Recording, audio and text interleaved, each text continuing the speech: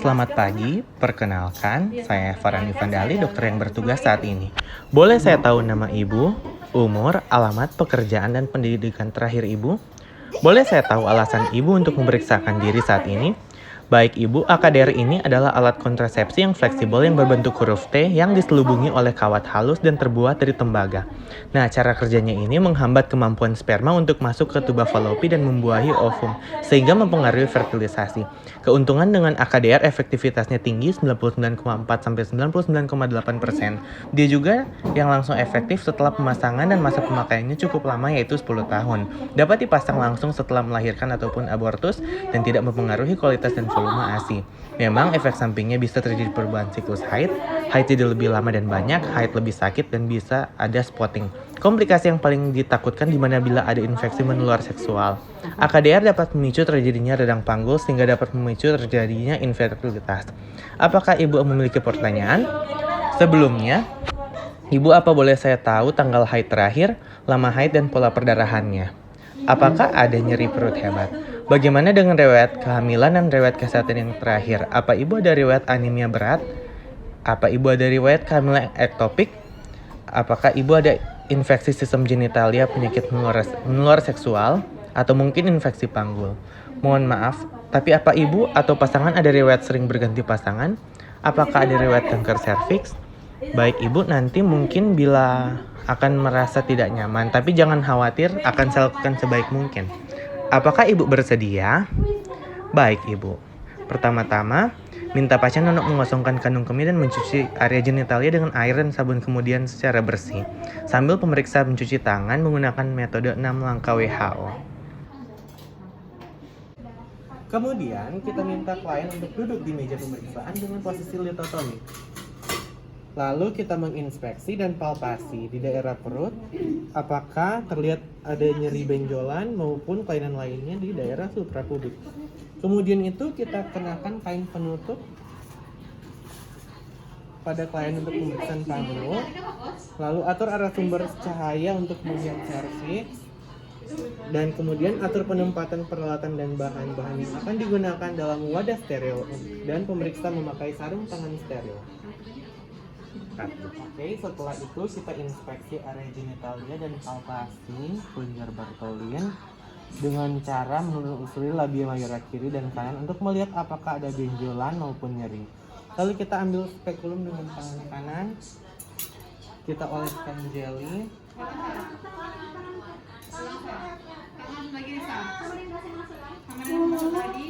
Dan buka labia mayora dengan ibu jari dan telunjuk tangan kiri, lalu masukkan spekulum dengan keadaan tertutup, putar 90 derajat sehingga tangkai mengarah tegak lurus ke bawah. Atur tuas dan kedudukan spekulum.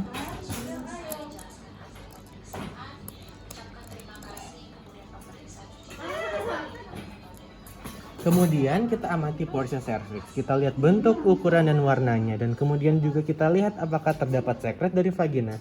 Setelah itu kita lepas pengungkit, putar spekulum 90 derajat melawan arah jarum jam.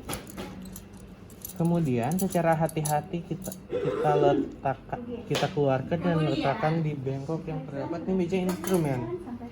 Berikutnya kita melakukan pemeriksaan bimanual di mana kita memasukkan jari telunjuk dan jari tengah kanan ke dalam vagina dan tangan kiri secara lembut menekan ke dalam suprapubik.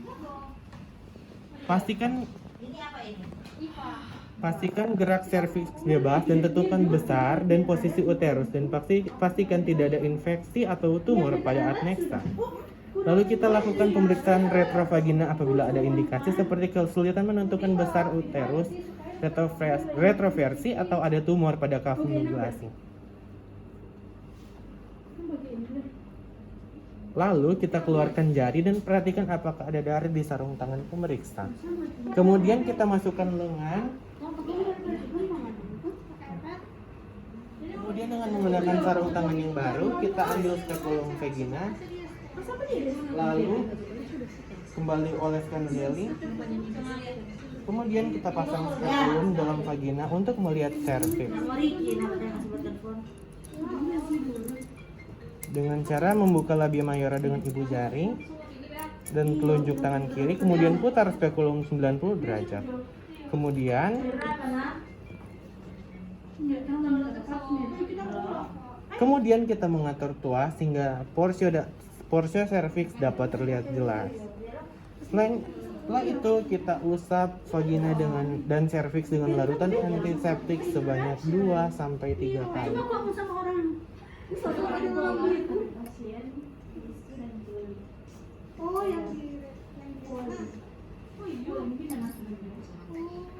Setelah itu kita buang kasa pada tempatnya, kemudian kita jepit serviks dengan tenakulum secara hati-hati pada arah jam 11.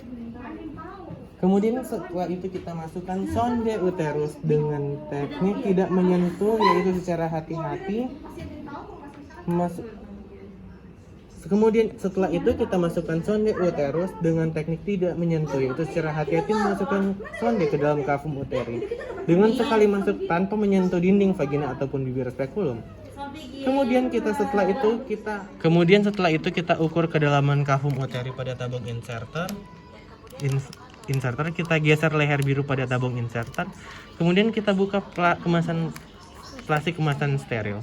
Setelah itu kita angkat tabung AKDR tanpa menyentuh permukaan yang tidak steril. Hati-hati jangan sampai inserter terdorong kemudian. Kita pegang tabung AKDR dengan leher biru dalam posisi horizontal. Kemudian lepaskan AKDR dengan menggunakan teknik withdrawal.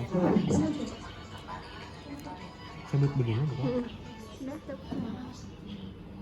Menggunakan teknik withdrawal, yaitu dengan menarik keluar tabung inserter sampai pangkal inserter dengan tetap menahan inserter. Lalu keluarkan inserter dan masukkan kembali ke serviks tanpa terasa adanya tahanan. Kita gunting.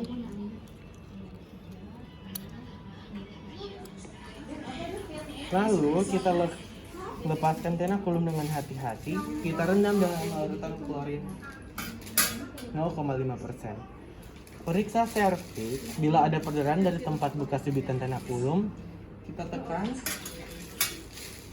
dengan kasa selama 30-60 detik. Kemudian kita keluarkan spekulum dengan hati-hati dan rendam pada larutan klorin 0,5%.